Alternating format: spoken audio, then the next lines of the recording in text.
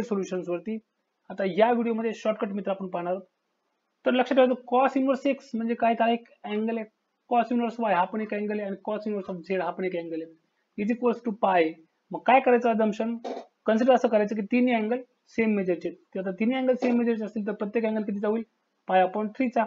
आता cos inverse of x is equals to pi upon 3 म्हणजे काय, x is equals to cos of pi upon 3 is equals to तो किती असेल 1/2.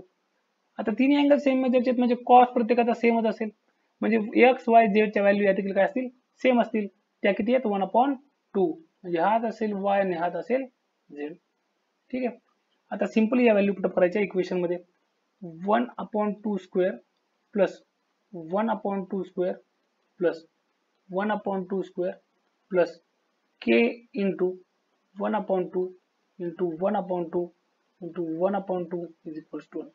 आता 1/2 स्क्वेअर किती आहे, 3 वेळा आहे म्हणजे 3 टाइम्स किती येते 1/4 plus k into 1/2 4 to 8 is equals to 1 म्हणजे हा होतो 3/4 plus k upon 8 is equals to 1.